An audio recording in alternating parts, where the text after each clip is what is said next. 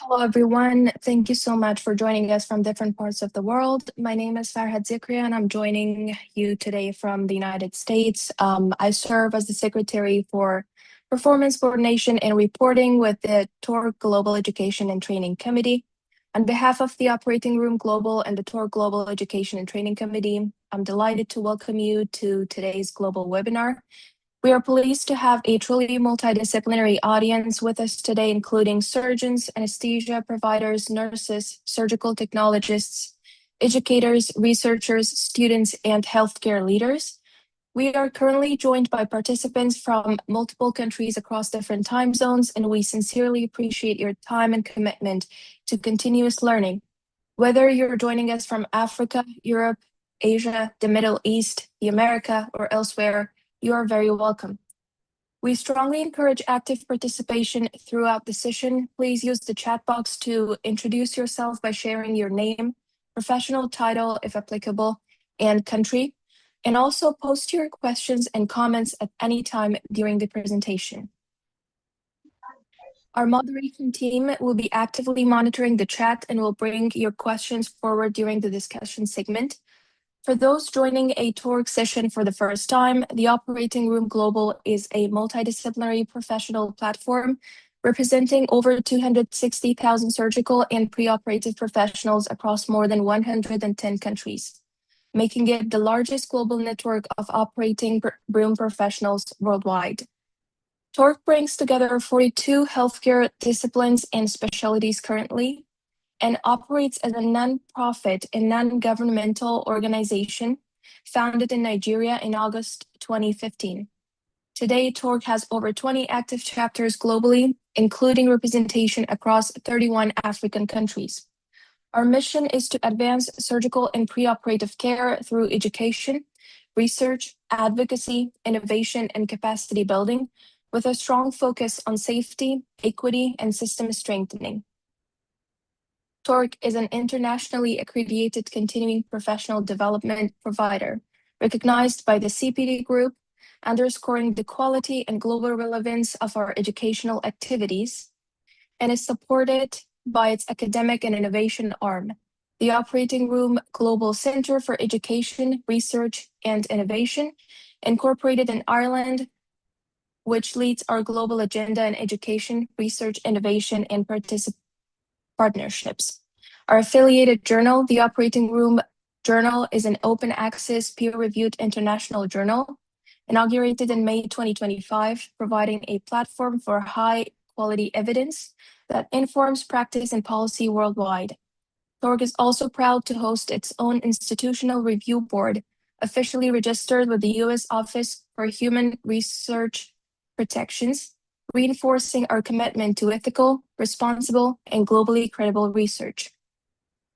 TORC is driven by a volunteer-led leadership model powered by passionate professionals who contribute their time, expertise, and vision to strengthen global surgical care. We are actively engaged with global alliance, including the G4 Alliance, Intersurgeon, and are listed with the Union of International Associations and the Global Civil Society Database, reflecting our global accountability and reach. Once again, thank you everyone for your participation.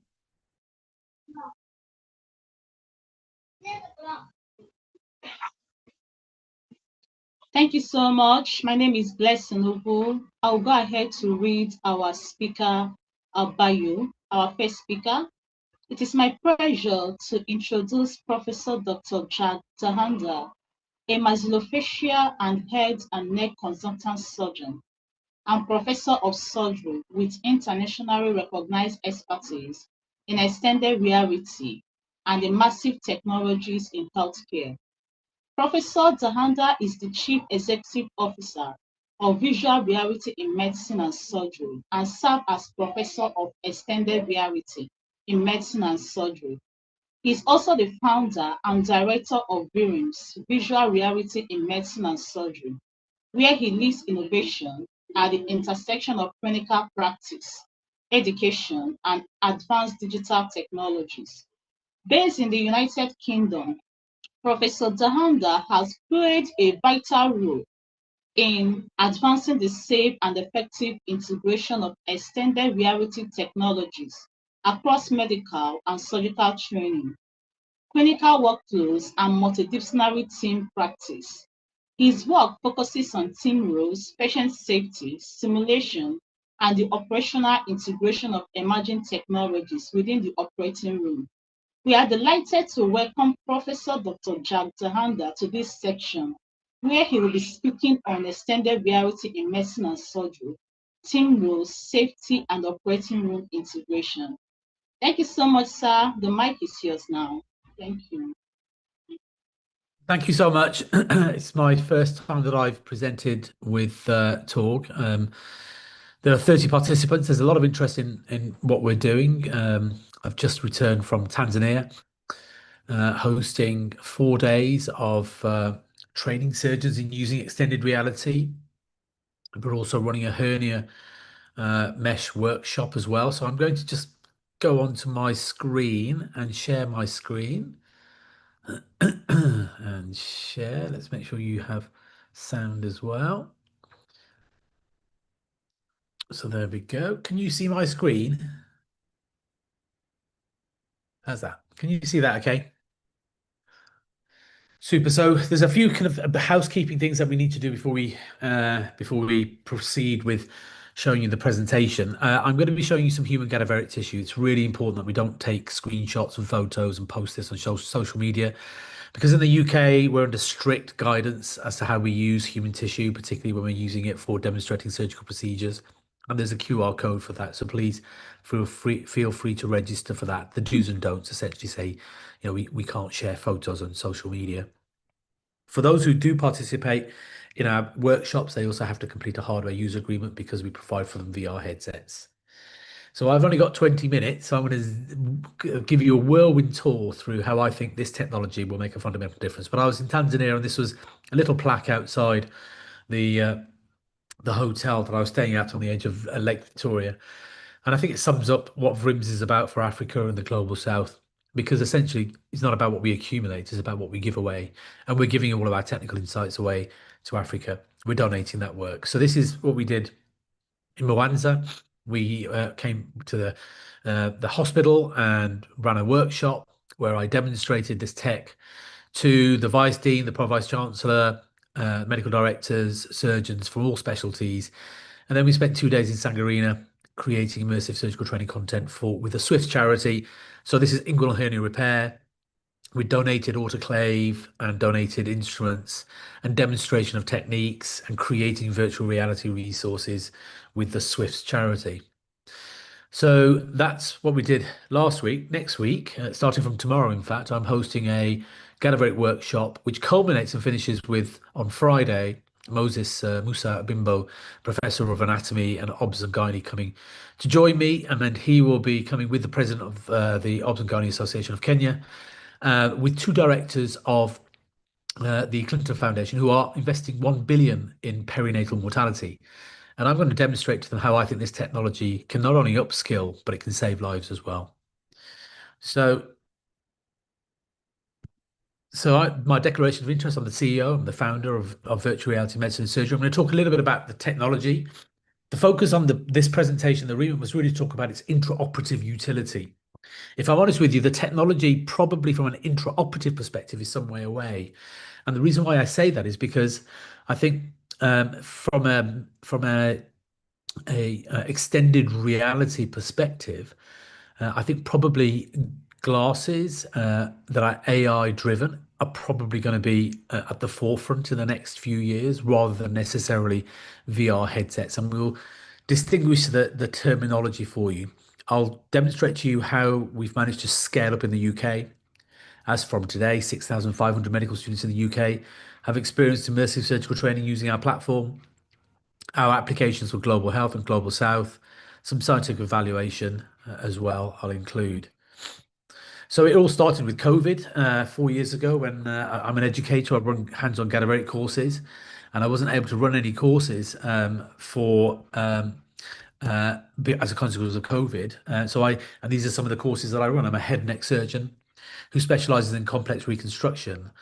And so I needed to have a think about how I could change or certainly use new technologies to train surgeons in the new era. And so I started to put together research grants, and I was lucky enough to be able to pull in 1.5 million in research grants to develop this technology. And what I love about this technology is that it's for everybody, regardless of where you are in the world, your gender, your ethnicity. The technology is inclusive for everybody. So VRIMS is an academic element, and I'm going to show you some academic parts. But we also have a commercial arm in high-income countries, and we have the non-profit work that we do for the Global South. So let's unpick the terminology. Extended reality is a combination of augmented reality, mixed reality, virtual reality. Virtual reality is a fully immersive experience in which you put a headset on and you're transported to somewhere different. Whereas if we look at something like augmented reality, it augments the natural environment around you, whether that's through glasses or through a headset or through a phone. And so we can use these technologies to supplement the training and the performance and also the operability of surgery. So virtual reality encompasses essentially technologies that result from the intersection of a wide range of fields of study, including immersiveness, presence, interaction technologies. And then there's this notion of having what's called virtual reality versus 360 video. Virtual reality is a artificially created environment which you have this term they call 6 degrees of freedom. You put a headset on, it's a digitally created world, and you can move around through that world and pick up objects. Very prohibitively expensive, but another immersive experience is 360 video. It's a camera with a lens at the front and the back. And when you put a headset on and watch that camera perspective, you have a 360 perspective, an immersive perspective.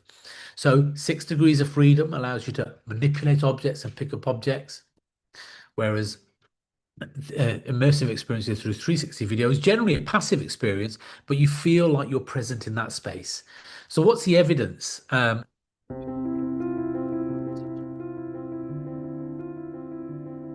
We developed a basic life support simulation in which we a mannequin and you had to put this pressure. You have to walk up to the mannequin so you're able to see that.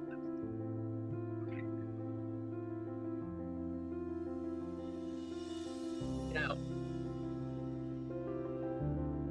life saving.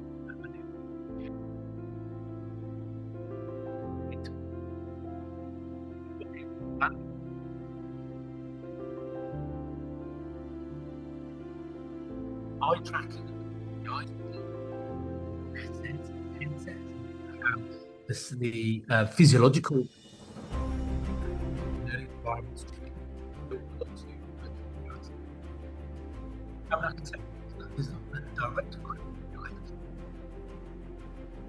So we've published a lot of this work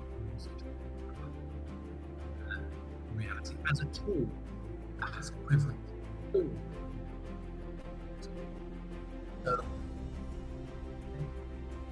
What it does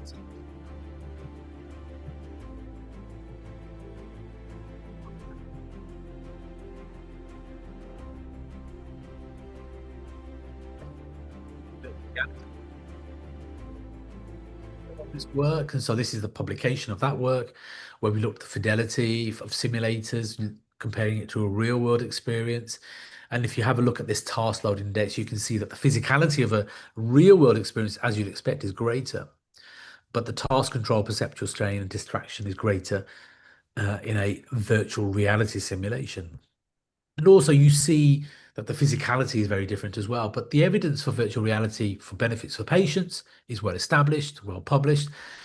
Actually, the benefits that it offers for training residents, whether it's medicine and bronchoscopy, or it's early career trainees with these randomized controlled trials, or more, and if the conclusion that studies demonstrate that mixed reality technologies provide a higher quality educational experience. And if you go on to more senior residents, more sophisticated techniques in orthopedics, again, quite compelling evidence that it works. So there's a variety of headsets, and I think from an intraoperative point of view, probably going to be something like Google Glasses or the new iterations where you still have that ability to see your surroundings, but with AI-driven information that generates and sits in front of your face. We're going to see a time in the next few years, I think maybe even a year, where medical students in the back are talking to their glasses. They're asking, what is that surgeon doing? What are the indications for that procedure? What are the common complications for that surgery? And so a 360 camera is a way of creating a lot of content. And we started with cadaveric dissection to start with. That allowed me to create a massive library of immersive surgical training resources.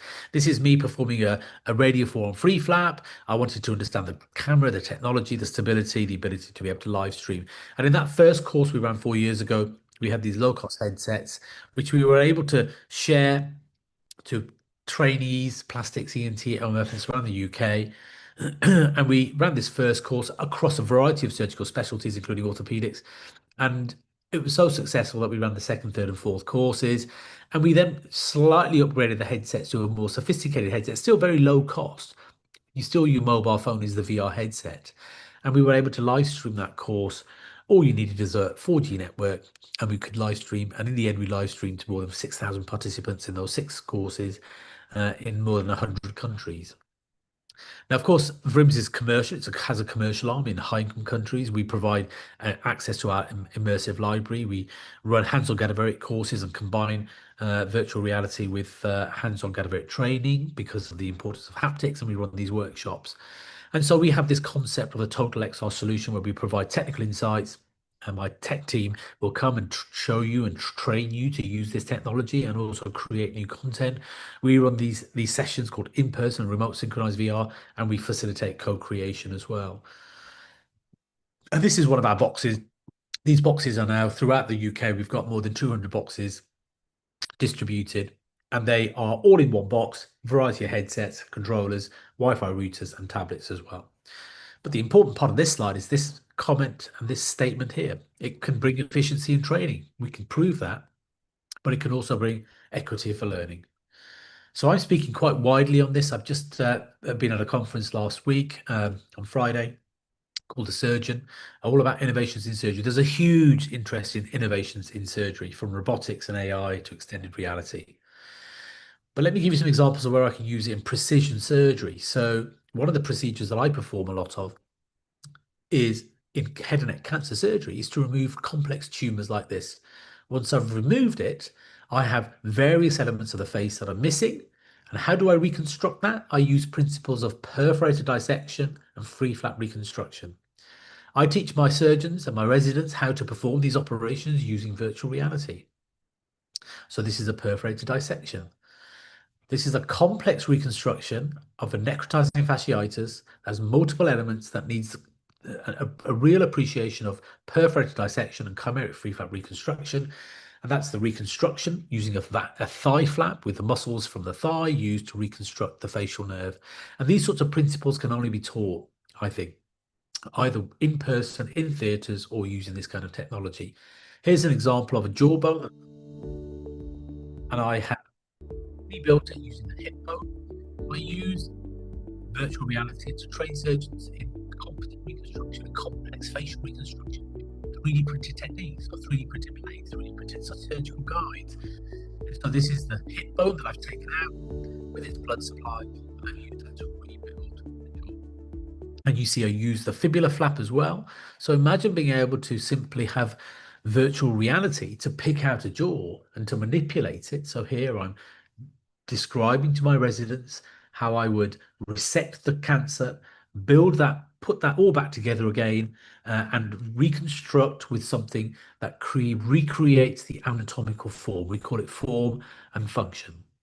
So in virtual reality, I can pick up the scans, I can delineate the resection, I can demarcate the margins, I can outline the design of my plate, I can outline the principles of fixation, and then I can pick up the fibula and I can align that fibula with the jaw to try to get something that gives me an accurate reconstruction. So here's the fibula and here's the jaw.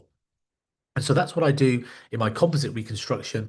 So that's an example of precision surgery and the applications of virtual reality. This is a complex mid-facial resection in which I was able to preserve the eye by using 3D printed plates and a margin that included the orbit. And there's the thigh flap perforator with the vastus as an obturator and the skin to overlay the face. So, of course, I'm also using this to train a whole generation of surgeons. And these are some of the comments that we get. It was unreal. The view was so clear, it felt like I was in the theatre. The anatomy was literally floating. Great immersive experience. And so I've got a few videos. If you're into surgery and spend half of your day thinking about the gym, there's a good chance that being an ortho bro is already calling your name. So when the chance came up to explore anatomy in VR and watch an ortho surgery from a first-person view, there was no way I was missing it. Getting to move through the anatomy myself, seeing how each muscle works together is something I won't forget. And after watching a surgery through that lens, I finally understand why. So that's a medical student who participated in one of our workshops.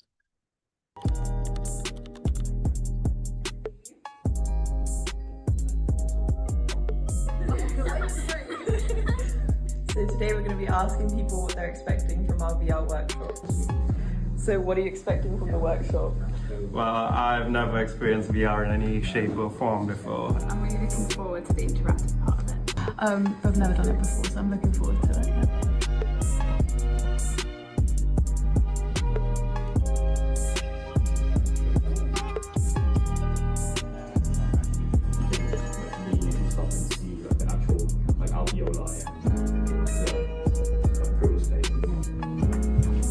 So what did you think about the workshop? I really enjoyed it. It was so cool. I really enjoyed the VLS simulation. Actually doing it in person was really it was incredible. I really enjoyed it, like learning all the anatomy on a 3D model and being able to make all the images. That was really cool. And also watching the surgeries, that was incredible. Immersive and real than I thought it was, and I feel like I got to see more. I really enjoyed the VR surgery because I got to see more than I did in actual theatre, and then having to lean over the consultant's shoulder. So it was a very enjoyable experience. Well, thank you very much. That's an example of some of the feedback that we get from our workshops. And part of the road to digital literacy is about digital democracy as well for the global south. But it also can empower women in surgery, and we set up a women in surgery group. And this is an example of remote synchronized VR in which I have medical students and early career women in surgery from around the UK, all joined up together where I can control the headsets from the comfort of my home. And we ran a thyroidectomy and a general surgery workshop. I don't usually make day in my life videos, but lately I've been realizing how fast everything just moves. Uni, placements, and deadlines. It's just so easy to get caught up in the hustle and forget to slow down, breathe, and appreciate what's right in front of us. Today was a strike day, so I took the chance to travel down to Hastings. I was delivering VR headsets and hosting a general surgery teaching session for our women in surgery branch, something I've never imagined I'll get to do at this stage of my training. Some days feel like a blur, but then moments like these remind me just how many opportunities we're given, and just how important it is to pause and count our blessings along the way. VRIM's Women in Surgery is such a grounding space. It's a community built to uplift, empower, and open doors for women in a field that we're still underrepresented. And today's workshop was a reminder of why that matters. The VR headsets are one of the most exciting parts that we do, but they're really more than just tech. They're a tool for accessibility. Not everyone gets equal exposure to theater or hands-on surgical training, but VR helps bridge that gap. It gives us a chance to explore procedures and build confidence regardless of where you're based. And the most incredible part, we had girls joining us from all across the UK all the way up to Ireland, all logging in, all in sync, all meeting each other inside the same virtual space. There's something really powerful about that. Watching women from completely different cities, schools, and backgrounds share the same virtual operating room, learning together in real time. It felt like a glimpse of what the future of surgical education could be: connected, accessible, and inclusive. And maybe that's why I wanted to film today. Because in the middle of the busyness and the pressure, these moments remind me how lucky I am to learn, to teach, and to be involved in something bigger. Don't get me wrong, I am super duper busy, but it reminded me of why I love doing this, why it matters, and why creating these opportunities is so important. So here is a snapshot of my day, not because it's perfect or aesthetic, but just because I want to remember it, and maybe remind myself to appreciate the journey just as much as the destination. So bridging the gap is really important. I'm conscious of the fact that we have our next speaker speaking soon, so I'm going to zip through a few slides. This is a tracheostomy demonstration in VR in which I get the students to do. But we use the combination of these 360 videos medical, and you So advance here's or distract the airway mandible management. anteriorly Video. up towards the ceiling in the supine patient, and that will do. And so, what is the UK perspective? We're in every medical school in the UK. I've spent a year training hundreds of medical students to use this technology. And this first phase was so successful that we're in the middle of the second phase. And by the end of the second phase, 10,000 medical students will have experienced surgical training using this technique. And the technology just slowly progresses through AI integration, generative AI, interactive XR, and we train them to be able to do that. So look at the event map in November of last year. In fact, the event map of February, now 22 universities. But in every specialty, I've got immersive content across the board for every surgical specialty, from plastics, general surgery, orthopedics. I'm off to a transplant surgery conference in Chennai in a few weeks' time. So let's zip through some of this. But this is the take-home slide. 3/4 of the participants believe that VRIMS is more effective than traditional teaching. I learn more in 10 minutes.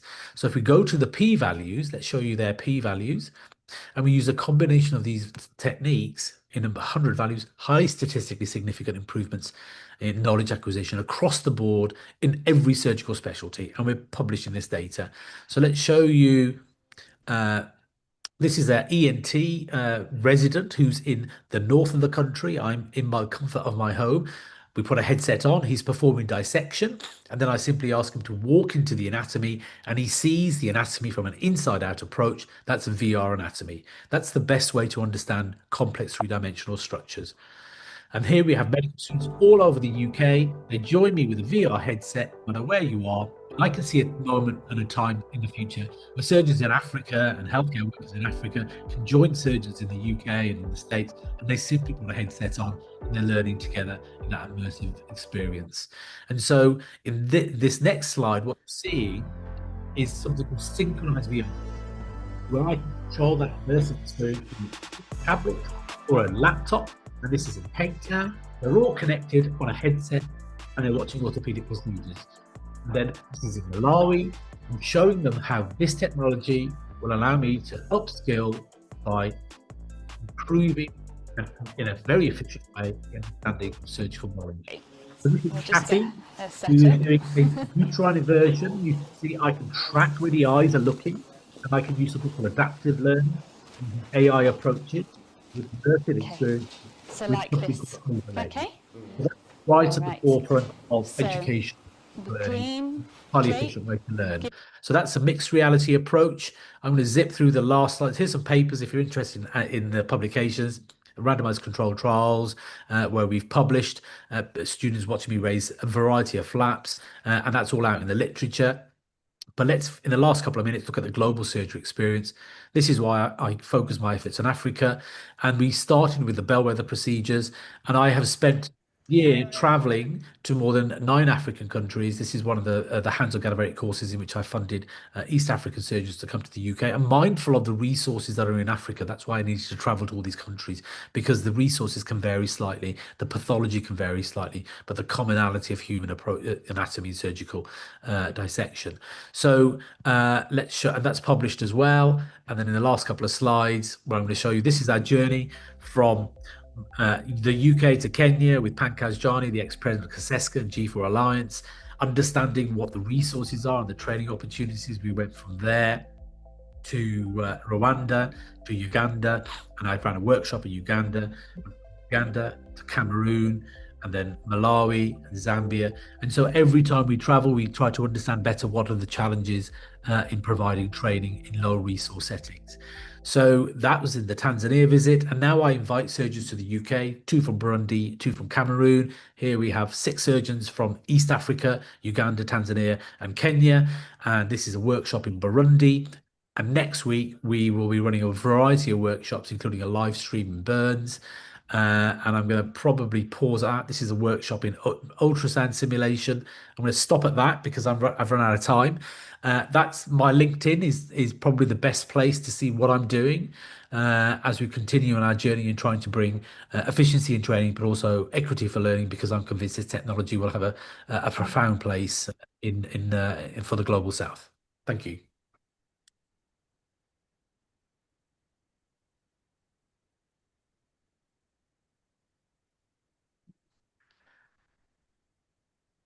Happy to hand back over to you, Farhat. I'm sorry I'm 2 minutes late.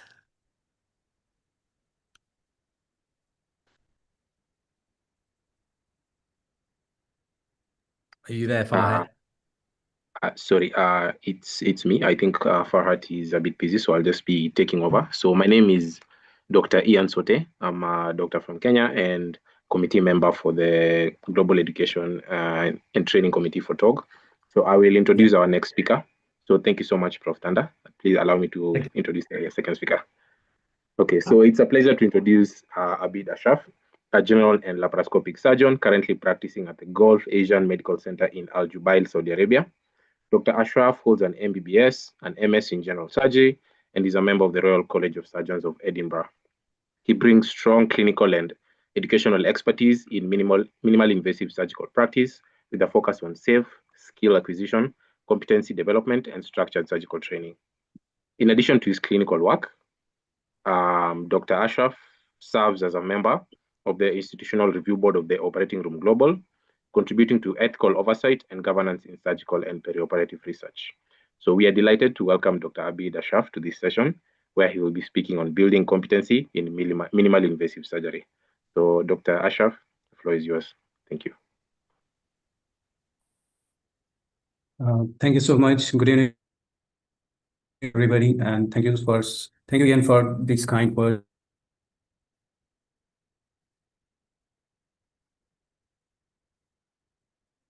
It was mind-blowing, and it really set the tone for our next talk. So I'd like to share my screen.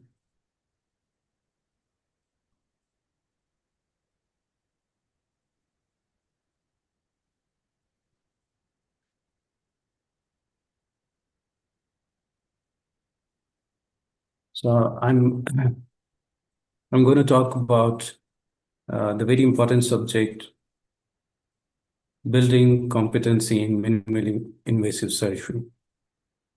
Now, we all know that surgery has underwent a massive shift. It has evolved from traditional open procedures to today's sophisticated minimal access techniques.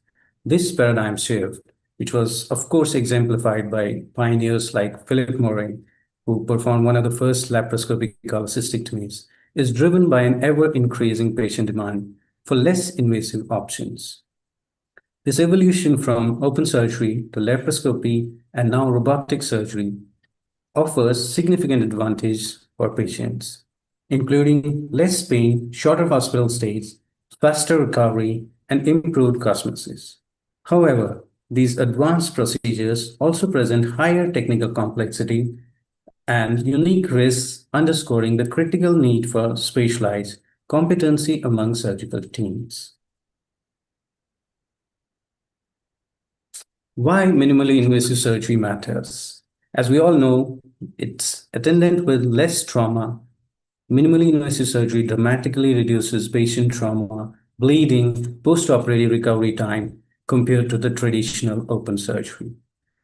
And it entails a unique skill set as surgeons operate via screens with limited tactile feedback and altered depth perception, a fundamentally different paradigm. However, it is attendant with a steep learning curve. Mastering these skills is essential to ensure patient safety and deliver optimal surgical outcomes consistently. Now, what are the unique challenges in minimally invasive surgery? Minimally invasive surgery demands a distinct skill set, setting it apart from traditional open procedures. Surgeons must adapt to a fundamentally different operational environment and often presenting a unique set of challenges that necessitates structured competency development for patient safety and optimal surgical outcomes. Now, the most frequently encountered challenges are we have a fulcrum effect. And this actually means that instruments pivot at the incision site, reversing movement inside the body relative to the surgeon's hand outside. So this is also, what we call as counterintuitive movements. So there's one of the main drawbacks with minimally invasive surgery has been the loss of tactile feedback. Surgeons rely entirely on visual cues from a monitor, lacking the direct physical sensation of tissue. As is true with the older systems, we used to have a 2D vision. Now this is being, as Professor Jug also showed in his presentation, a whole lot is happening, in terms of having a 3D vision, extended reality. So that this is actually being, developed at a very rapid pace. Anyways, operating with a flat and two-dimensional view, which is prevalent in most of the global south, is, makes depth perception a learned skill. And one of the most important drawbacks used to be the limited degrees of freedom, which to some extent has been offset by the development of robotic surgery, which has its own set of advantages in terms of the degrees of freedom with the specific instruments and with regards to particular procedures. As we know, mastery requires extensive training and practice to overcome these cognitive and psychomotor hurdles. So how do we define competency in minimally invasive surgery? Competency in minimally invasive surgery extends far beyond mere technical proficiency. With instruments, of course, it encompasses a holistic blend of cognitive, psychomotor, and crucial non-technical skills, which are often overlooked, essential for navigating the complexities of advanced surgical procedures safely and effectively. This multifaceted approach ensures speedier patient outcomes and adaptation to evolving surgical paradigms. So we have three main groups of skills: cognitive skills that require a 2D or a 3D anatomical interpretation, knowledge and application of different energy sources, taking care of the ergonomics, and proper patient selection and complications, management of complications. Now, another set of skills that defines competency in minimally invasive surgery is psychomotor skills. We'll be talking about the assessment of psychomotor skills later during the presentation, and it involves predominantly advanced hand-eye coordination, that's pretty basic, depth perception, which is considered to be a skill that evolves with time, ambidexterity and precision, and economy of moment, minimizing the required moments to achieve a particular outcome. Apart from this, non-technical skills like effective communication and leadership, being aware of the situation and making decisions, appropriate decisions under stress, translates into better outcomes and better complication management. This also includes seamless team coordination with other members of the surgical team. Organizations like SAGE have been instrumental in formalizing, credentialing, and establishing benchmarks for these diverse skill sets to ensure high standards in minimally invasive surgery practice.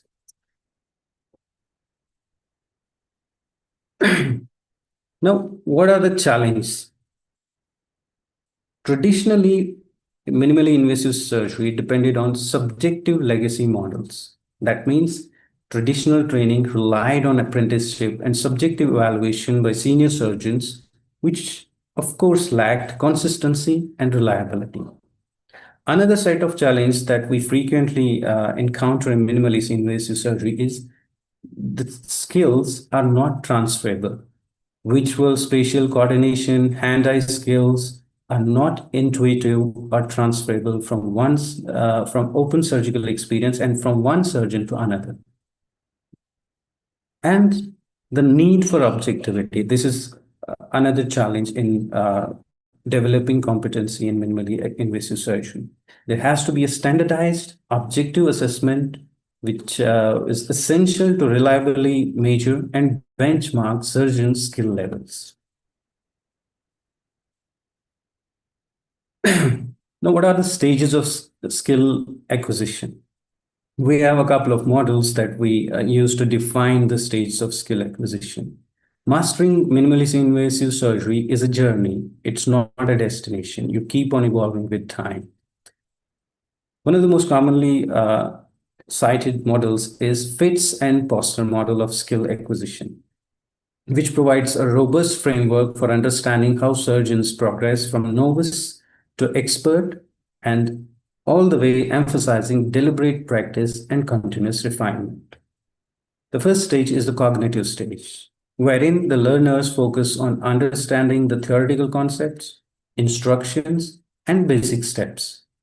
The performance during this stage is often slow, inconsistent, and requires significant mental effort with frequent errors. The next stage is associative stage. Through practice, movements become smoother and more accurate. Surgeons begin to identify and correct errors by linking their sensory feedback to actions. This stage reduces mental effort and improves efficiency. Then the third stage is autonomous stage. Skills become highly refined and automatic, requiring minimal conscious thought. Performance becomes fast, accurate, consistent, even under pressure. Surgeons can adapt to unexpected situations effectively. Remember, competence is developed, not inherited. Another model of skill acquisition is Dreyfus. This complements the Fitz and Poisson model, and it offers a rich description of how individuals can develop expertise through practice and experience. There are 5 distinct stages, ranging from novice to expert. Novice relies on rigid rules and context-free principles, has difficulty in recognizing relevant features, performance is inflexible.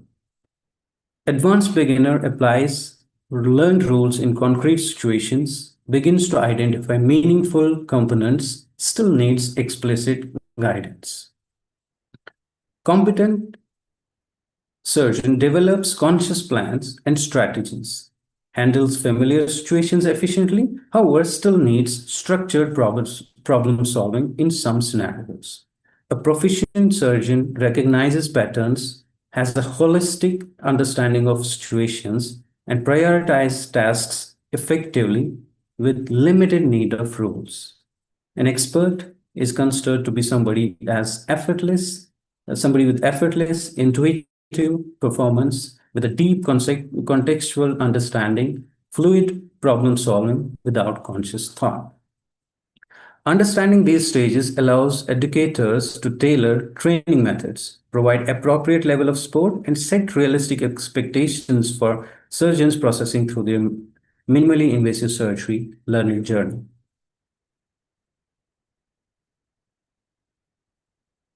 Now, how to develop competency in minimally invasive surgery? The basic fundamental step has been simulation-based training. Building proficiency in minimally invasive surgery requires a structured and multimodal approach. Simulation-based training is paramount, offering a safe and controlled environment to hone complex skills before clinical application. This diverse array of simulation methods enables repetition without patient harm. That's the main advantage. Provides opportunities for objective assessment, facilitates deliberate practice, essential for mastering the techniques.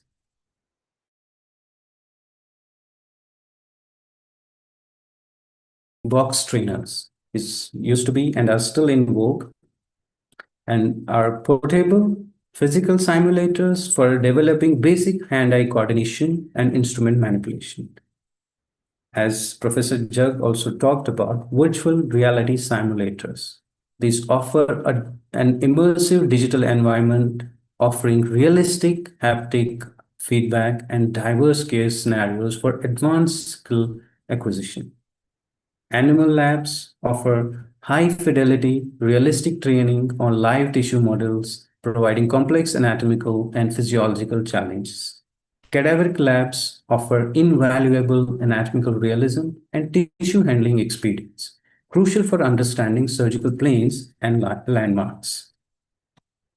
There are validated tools like FLS program that's conducted by SAGE and ACS, which are critical for standardizing assessment and ensuring foundational skill acquisition.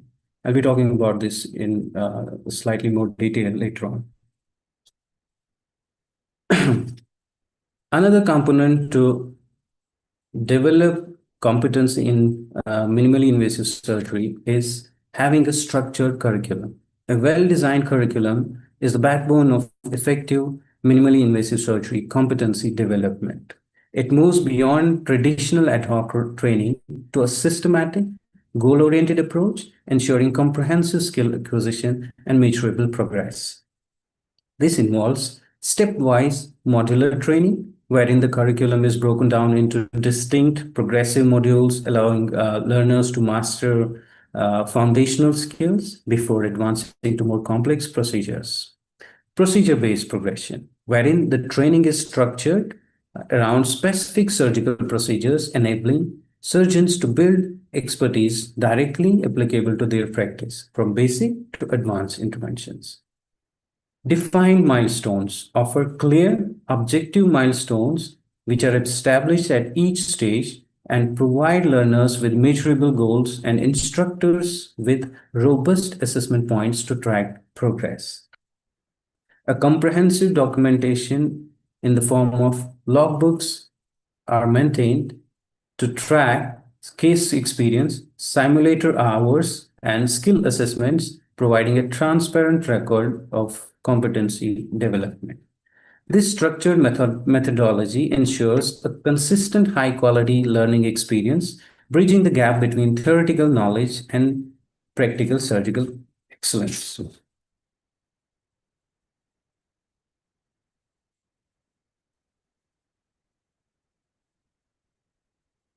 Another component to development of competency is mentorship and proctorship. Beyond formal training, the direct guidance of experienced mentors and proctors is indispensable for cultivating advanced surgical skills and judgment. This personalized approach accelerates learning and ensures safe, effective translation of skills to the operating room, and has, components like apprenticeship model, which is rooted in traditional surgical training. This model actually provides immersive one-on-one learning, wherein the trainees work closely with an experienced surgeons and absorb knowledge and technique through direct observation and participation. Supervised operating.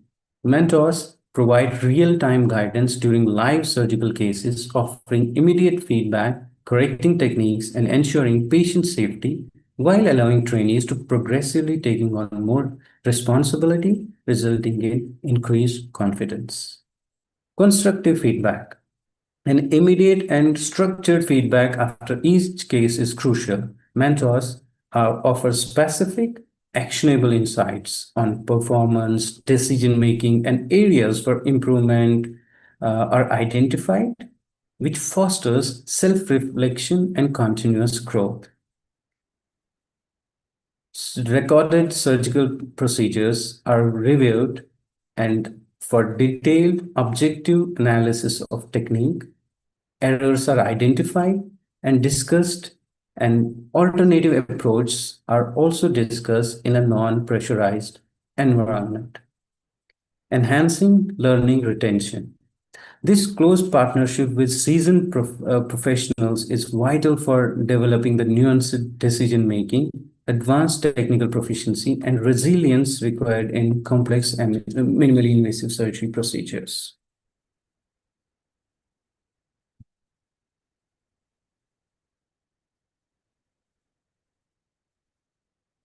To truly measure and certify competency in minimally invasive surgery, objective assessment tools are critical. They provide standardized, quantifiable data, moving beyond the subjective evaluations to ensure rigorous validation of surgical skills. Global rating scales, such as GOLS, I'll be talking about goals in the next slide. Objective structured assessment of technical skills and motion tracking metrics are used.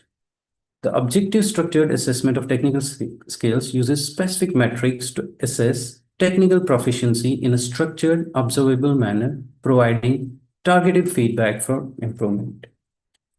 Advanced technology analyzes instrument moments, path length, and time efficiency, offering precise quantitative data on a surgeon's dexterity and economy of motion. These tools signify a crucial shift in minimally invasive surgery training from merely tracking the number of cases a surgeon performs to focusing on demonstrated competence through measurable performance outcomes.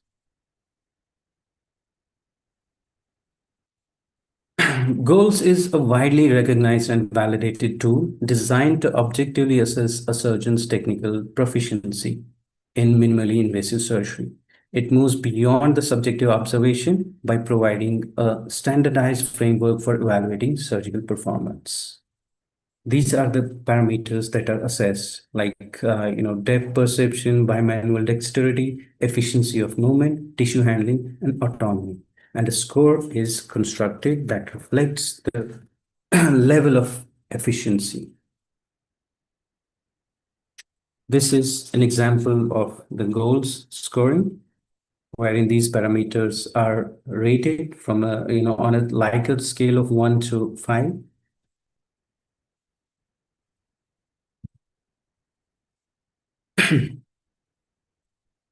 Now, objective competency assessment is based on 3 main things nowadays.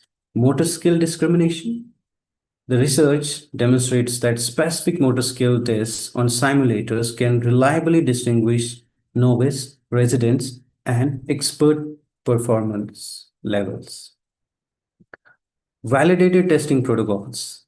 Various studies have used different motor tests on physical simulators with validated discrimination power to objectively grade surgical competence. A video-based procedure review involves procedure-specific tools such as those for cholecystectomy, minimally invasive esophagectomy, gastrectomy. These provide reliable peer-reviewed performance metrics through structured video analysis.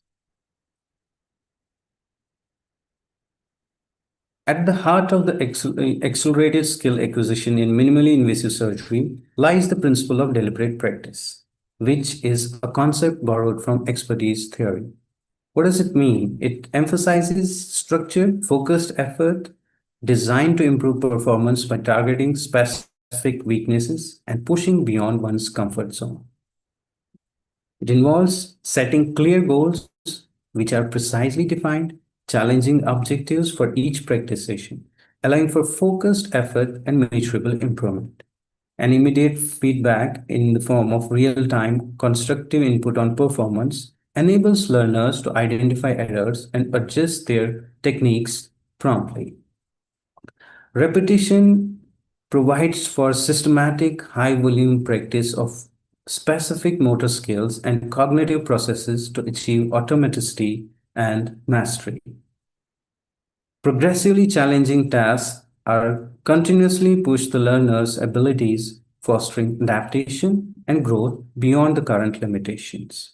By integrating these elements, MIS training can move from simply accumulating experience to strategically cultivating superior surgical expertise, leading to better patient outcomes.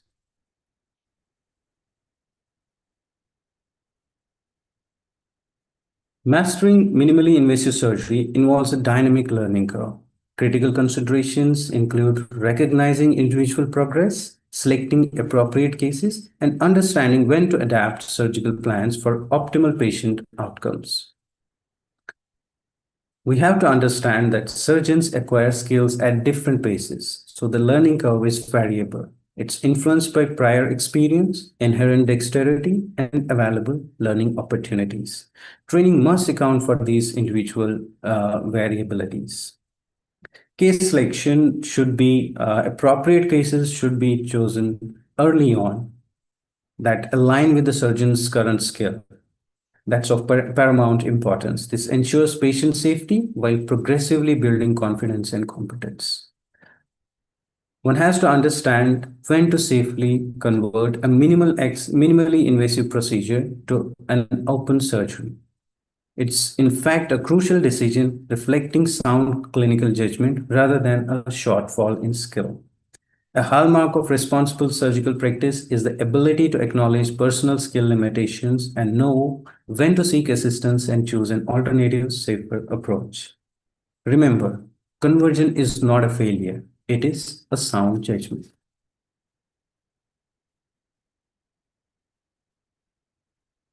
Expert consensus recommends this progressive model, combining realistic simulation, mentored clinical experience, and formal credentialing to ensure a surgeon's transition safely to an independent, minimally invasive practice. Cutting-edge technologies are shaping minimally invasive surgery training, offering immersive environments that we just saw and objective feedback to accelerate skill acquisition and mastery. With the evolution of 3D laparoscopy, with an enhanced depth perception and spatial orientation, intricate and complex procedures have been made possible, significantly reducing the cognitive load. Robotic platforms like Intuitive Surgical's offer superior precision, tremor filtration, and improved ergonomics.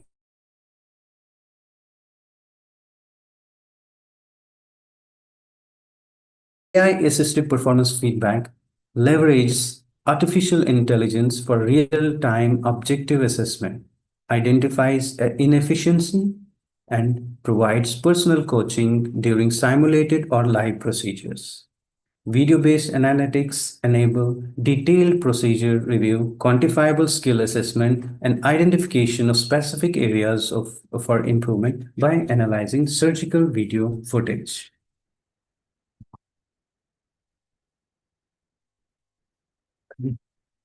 We have to understand surgical competence is not a static achievement. It's a dynamic process requiring continuous effort.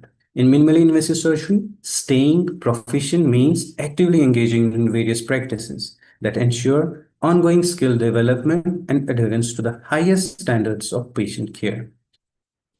Competence evolves, it's dynamic. It's not a fixed state. Surgeons must continuously adapt to newer technologies, newer techniques, and clinical evidence to maintain peak performance. Regular participation in CME activities, workshops, conferences is vital for updating knowledge, refining skills, and adapting best practices in minimally invasive surgery. Maintaining a sufficient surgical volume is often correlated with better patient outcomes, which underscores the importance of ongoing practice and experience. Engaging in peer review provides constructive feedback from colleagues, helping to identify areas for improvement and uphold quality standards.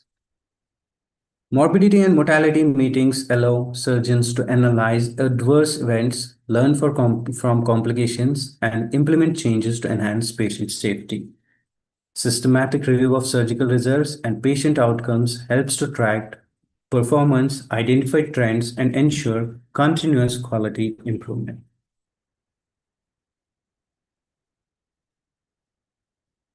Now, some professional bodies and standardization.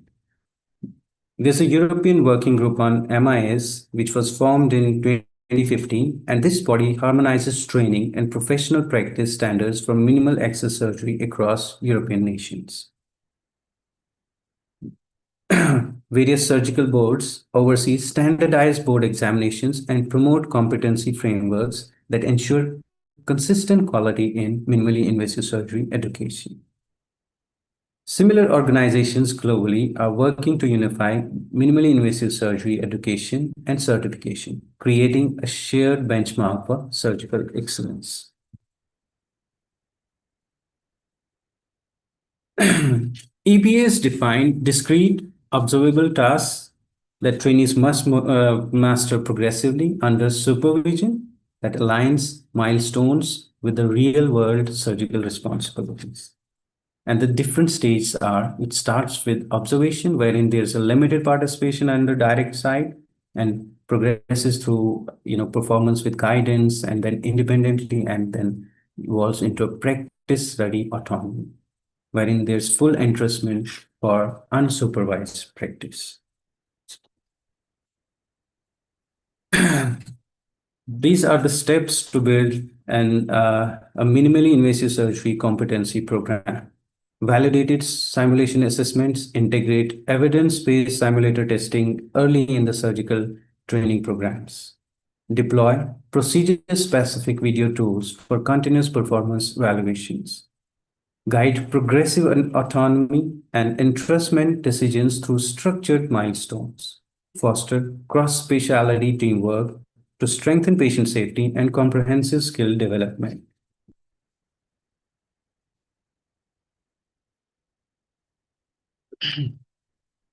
The landscape of minimal access surgery is rapidly evolving. It's driven by technological advancements like AI and a global push for standardized, effective competency frameworks. Formalizing skill validation through realistic objective simulation patterns, paving the way for competency-based certification, is of utmost importance.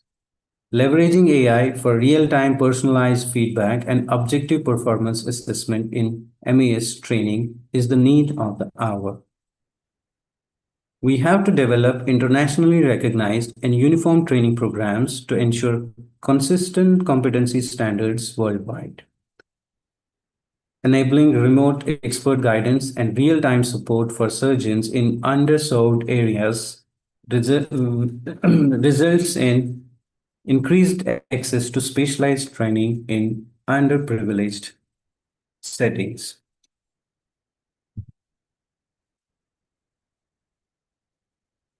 So building MIS competency requires objective evaluation, structured curricula, and standardized certification. This is a triad that transforms surgical education. We have to embrace technology by adapting evidence-based simulation and assessment tools with the potential to reshape how surgeons learn and improve. Global frameworks which ensure consistent high-quality education regardless of the geography are to be developed. Together, we ensure surgeons are fully prepared to deliver the benefits of minimally invasive surgery safely and effectively. Thank you all.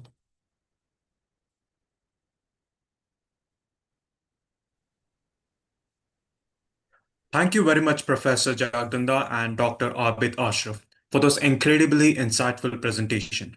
Both topics, extended reality in medicine and surgery, and building competency in minimally invasive surgery. So it really highlights that how fast our field is evolving and how important it is to integrate technology with clinical skill building. It has been truly a privilege to listen the depth of experience and practical knowledge both of you shared with us today.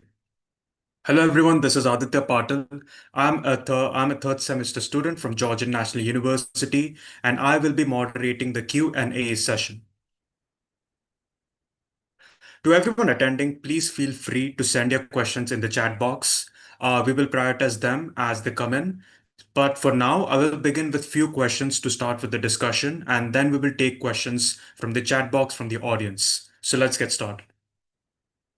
So my first question is for you, Professor Dhanda. So basically in your presentation on the extended reality, you highlighted its value in surgical training and team integration. So as someone curious, as a medical student, I'm curious that what do you think is the most realistic way that students and early stage trainees can start engaging with the XR technologies if their institution doesn't have any advanced system in place? How this can be done? So the way that we did this in the UK was that we established the surgical societies, the undergraduate surgical societies, and essentially I empowered a generation. I spent a year traveling throughout the UK and training hundreds of medical students to use the technology, keeping it very basic, understanding how you can put a headset on, understanding how you can use VR anatomy, inside out approach to anatomy, understanding how you use the VRIMS library and screencasting and mixed reality. And then once I trained to those 200 medical students, they went on and just ran the workshops themselves. And that's why we now have 6,500. There's every possibility that I might come to India and do that too. But what it means is that when I have the professors of surgery in MAMC and in CMC in Ludhiana say to me, Jag, what if the medical students would prefer to watch your VR resources than come to watch me operate? That surely is a better way to train them. I would say to them, well, actually, if you don't engage those students in the operating room, if they're standing on the periphery because they're too scared to say anything and they see nothing but the residents huddled round, you will have seen my post today on the talk, then they're going to watch my resources because I give them the best seat in the house. In my operating room, I engage with everybody. I don't care what grade of surgeon you are. There are 20 plus people in that room and everybody is part of the team. And that is the future. You engage with everybody or you use technology that allows you to be able to overcome those challenges.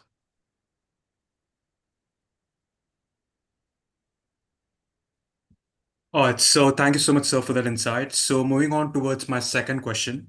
So this one is again for Professor Dhanda. So like as I mentioned that how XR technologies can basically reduce the risk and improve the overall team communication. So like in your experience, like what aspect of surgical teamwork benefits from the XR, like in terms of communication, any kind of precision, or when we talk about pre-procedural planning and why? Yeah, so one of the greatest benefits I think immersive technology offers is to be able to understand human factors, is to understand how we interact as a team in the operating room. So I posted on my LinkedIn a few months ago how I use virtual reality for a team debrief. So I put a headset on my entire theatre team, including the scrub nurse, the assist, the runner, and my assistants. We put a headset on and we joined together, in which I would demonstrate how I would perform the surgery. But actually, it has a much more a greater potential, and I'll do this when I go to Chennai in a few weeks' time for the transplant surgery course at the Glen Eagles conference. I'll show you how it can be used to train a perfusionist, how it can be used to train the operating nurse, the theatre nurse, the scrubber.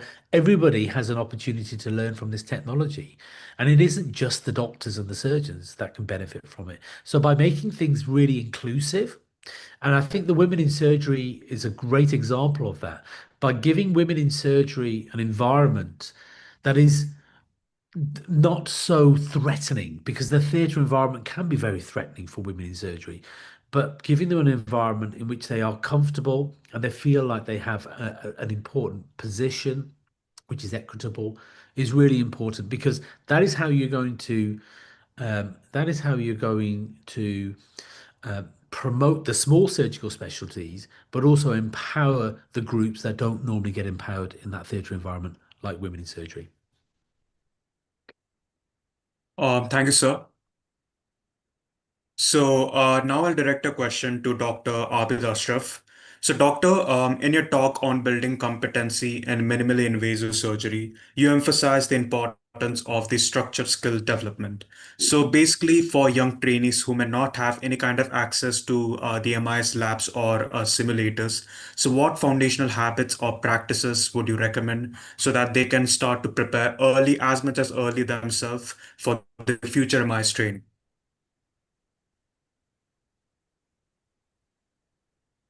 Yeah, I think I actually talked about this thing in my talk as well. The most basic setup would be a box trainer. I don't think that's much of a hassle, given that you can self-construct that. I still remember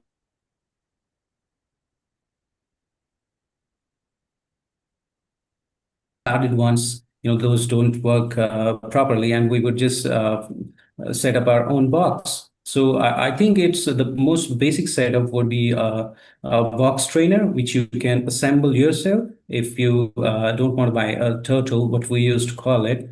But a box trainer is very easy to set up. You can use it for simple, basic, tasks like a PEG transfer, which is, by the way, it's a part of the FLS program that's conducted by SAGE. It's an assessment, actually, and they test you on 5 basic skills. And one of those skills is a PEG transfer, a precision cut, you have an extracorporeal knot and an intracorporeal knot. And I think most of those tests are done on a box trainer. So you don't need to have an advanced setup early on. And it does offer an advantage, but you can start with the box training. Okay. Thank you so much, Doctor. So I'll now take a quick look at the chat box to prioritize questions coming from the audience. So we have a question from Anas Jahangir. So this question is for Dr. Aabid Ashraf. So the question says, how uniformity in surgical curriculum can be developed worldwide? It's difficult given the different standards existing in different regions of the world. Like people in the West are used to a whole lot of different things, and to expect the same level of competence from somebody who is operating in a very resource constrained setting is going to be a bit difficult. I think it can start at the level of the organizations, like you have the SAGE in India, you have the IAGES, and it can actually start on a regional level before it becomes global. It's pretty much difficult to have global standards in terms of skills in minimal access surgery because of the wide, disparities in the availability of the, technology in different regions of the world. Thank you, Doctor. And now we have a second question. So the second question says, what are the opportunities as ODP or OT technologist in this evolving technologies? So I think what I'm going to demonstrate in Chennai is that the perfusionist, the scrub nurse, what's quite interesting is although I'm a professor of surgery, I'm actually a qualified doctor, dentist, and a nurse. So I can give you a perspective across the board. And so I'm mindful of and developing technology that has an application for everybody in the operating room, not just the surgeon who is operating, because it can be used to understand the equipment, it can be used to understand the procedure, it can be used to understand the workflow and the instrument setup. There's a huge scope for extended reality to train the entire operating theatre staff. Thank you, Doctor. Is there any other question? I think pretty much we are done with all the questions. So thank you once again, Professor Dhanda and Dr. Aabid, for sharing such valuable knowledge with us today. And thank you for all the participants engaging in this discussion. Now I will hand over the mic to Shruti for the closing remarks. Thank you once again. Thank you. Thank you so much, professors, for your valuable webinar today. On behalf of the Operating Room Global, I would like to sincerely thank our speakers for their valuable insights, and our participants for joining us from different countries, time zones, and professional backgrounds. We recognize that many of you participants, despite your extremely busy schedules, varying internet access, language differences, we truly appreciate your commitment to learning and to improve the surgical and perioperative care in your local settings. Please feel free to share your key lessons from today's session with your teams, institutions, classmates, batchmates, professional networks as part of strengthening safe and effective practice globally. Bye-bye. Last but not the least, we encourage you to stay connected with the talk through our upcoming webinars, training programs, and research activities, which are published on our website across official platforms. To receive your TOG certificate, please note the following. Immediately after the session, the evaluation certification form will be open in the browser on your device, and it will be remaining active only for 24 hours. The certificates will be issued within the 5 to 7 working days after your successful submission. Evaluation is mandatory for accreditation, and certificates are linked to your TOG membership ID. And any questions, you can please feel free to actually reach us out directly through our mail or whatever works for you. Once again, thank you so much for being a part of Talks Global community. We wish you a very safe, productive day or evening ahead, wherever you're joining from. Thank you once again for joining us. We look forward to support your continued professional development with the Operating Room Global. I'm so sorry, Doctor. Would you like to add something? Not me, no. Thank you very much. Bye-bye. Thank you very much, Doctor.